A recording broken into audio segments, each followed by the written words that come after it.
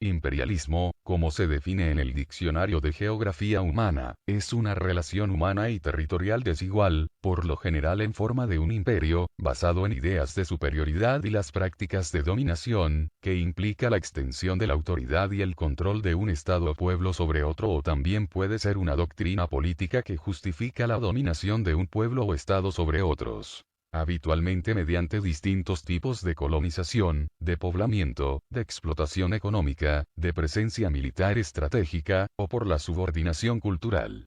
El sociólogo estadounidense Lewis Samuel Feuer identificó dos subtipos principales del imperialismo. El primero es el imperialismo regresivo, identificado con la pura conquista, la explotación inequívoca, el exterminio o reducciones de los pueblos no deseados, y el asentamiento de los pueblos deseados en esos territorios.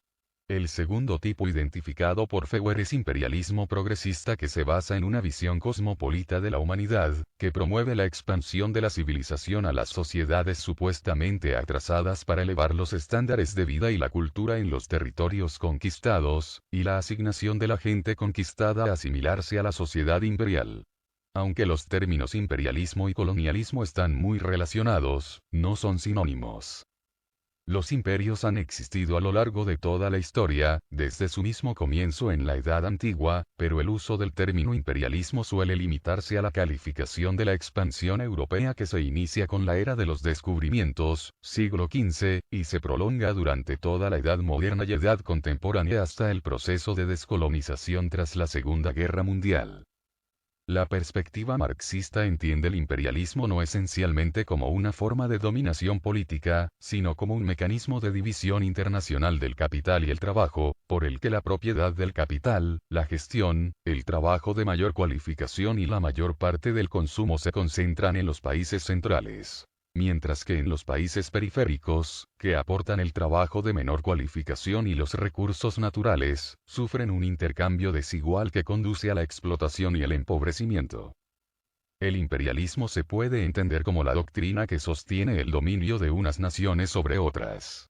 Existen imperialismos desde que han existido imperios desde la antigüedad, pero hay una tendencia actual a limitar como imperialismo el proceso de expansión económica que tuvo lugar en Europa a mediados del siglo XIX, sobre todo a partir de 1870, y este fue conocido como imperialismo librecambista.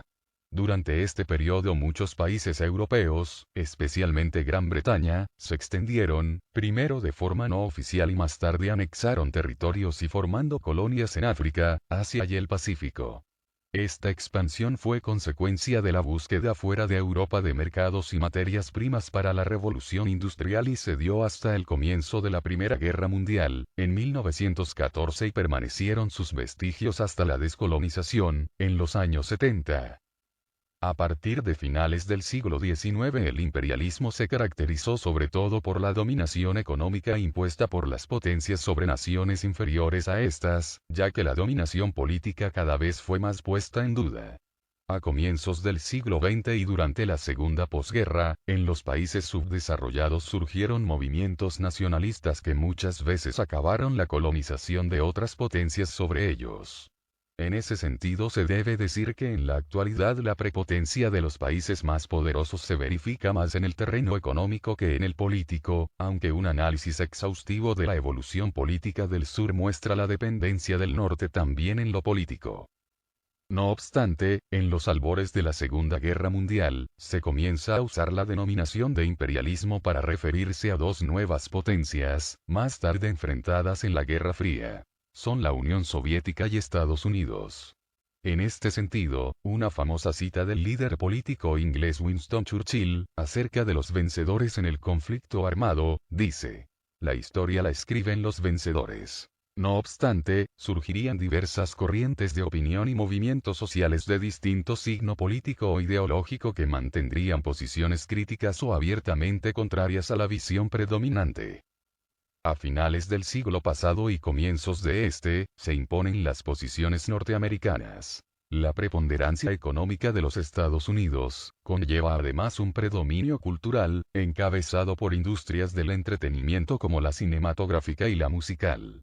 Este dominio económico-cultural, unido a la publicidad y en el consumo, se ha valorado por algunos sectores ideológicos como un tipo de colonialismo cultural, mientras que en el campo político, se ha calificado como imperialista la política exterior de Estados Unidos, Europa Occidental y Japón principalmente, y su intervencionismo en diversos conflictos.